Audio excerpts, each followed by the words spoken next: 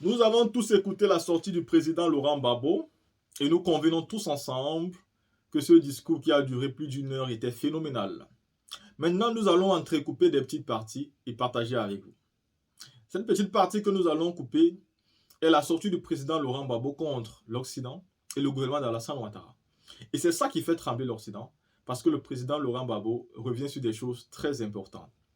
La team, il est important pour moi de partager ces petits contenus parce que je le sais, comme j'ai l'habitude de le dire, que tout le monde n'a pas assez de mégas pour regarder des vidéos de 1 heure de temps. Et donc, quand j'entrecoupe souvent, je vous permets d'avoir des vidéos qui durent tout au plus 8 à 10 minutes. Et cela vous permet donc non seulement de pouvoir les voir totalement, mais de voir au moins les temps forts, même si vous ne pouvez pas tout voir. Donc, c'est par le but de vous satisfaire à tous que je fais souvent ces petites vidéos-là. Sinon, on peut bien poster toutes les longues vidéos tout le temps. Mais si on les met, il y a très peu de personnes qui pourront les voir entièrement. La team, écoutons le président Laurent Gbagbo. Nous ne devons pas abandonner la bataille pour la liberté en Côte d'Ivoire.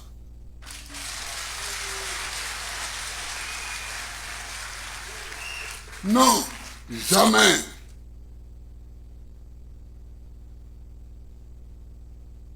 La liberté en Côte d'Ivoire, nous ne devons pas l'abandonner.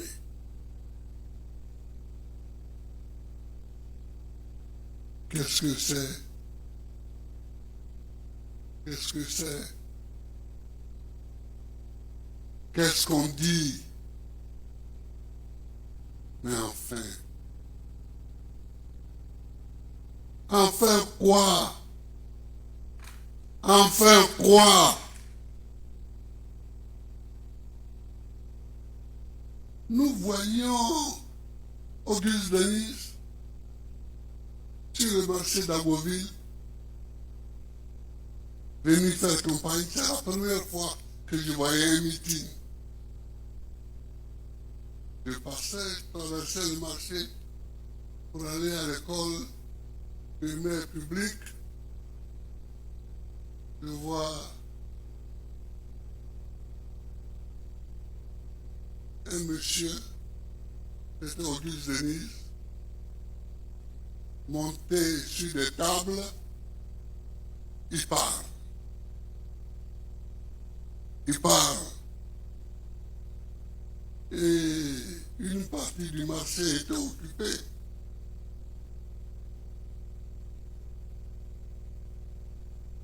Une partie du marché était occupée. C'était l'administration coloniale. Mais Denis, il pouvait parler parce que lui, il était français.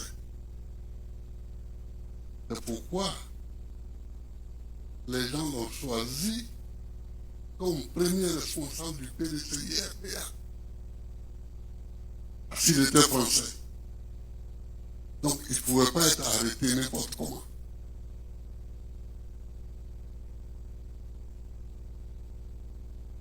Les autres étaient des indigènes. Donc, ils étaient dans le bureau d'Auguste Denis, mais ce n'était pas eux qui étaient devant. Nous, on a vu ça.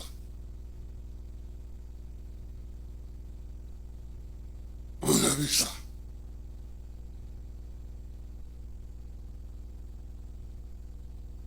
On a vu les voisins Koulibaly marcher à Treichville. On a vu ça. On a vu les Sékou Touré et les Modibo suivre Oufoué à Treichville. On a vu ça. Alors, quand en janvier 1973, on me sort de la prison où j'ai été pendant 2 ans.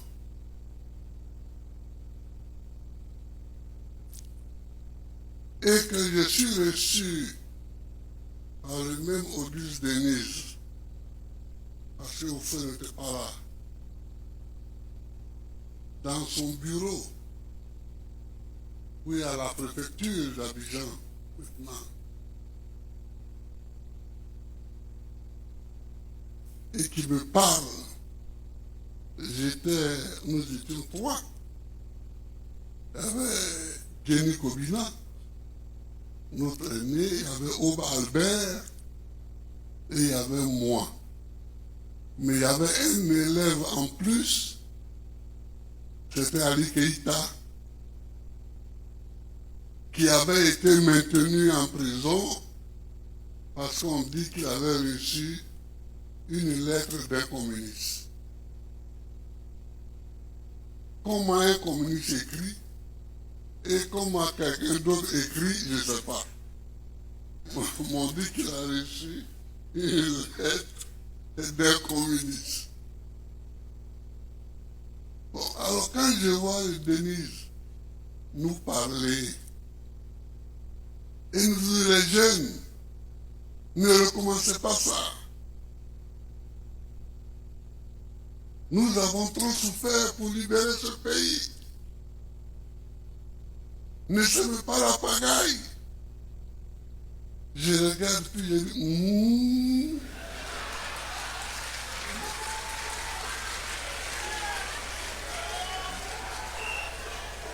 c'est le même gars là que moi je voyais à Boville là. C'est moi la pagaille, disant aux abbés de se révolter contre l'ordre colonial.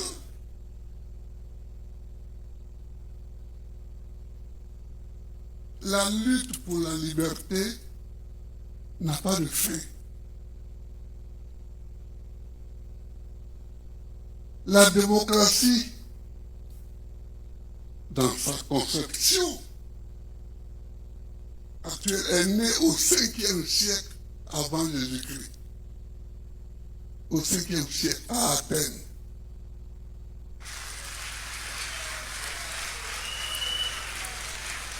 Et pourquoi la démocratie est-elle née?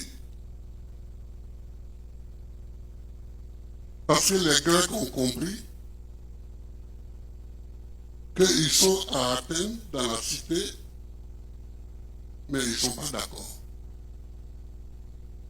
Le premier constat de la démocratie, c'est de dire on n'est pas d'accord.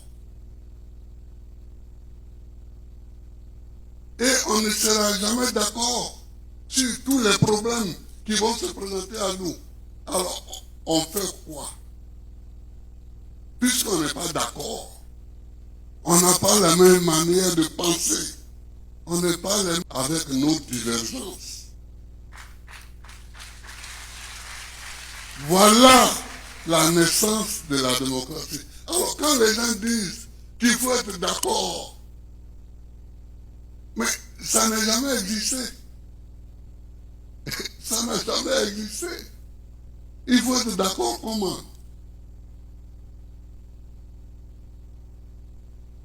Il faut être d'accord comment? Quand vous avez fini d'écouter le président, vous êtes d'accord avec moi que l'homme, mais quand je vois même le président, je suis content. Je suis tellement content et j'ai la joie qui m'habite. Parce que vous voyez la forme. Le président Gbagbo est de retour. Oui, il est de retour.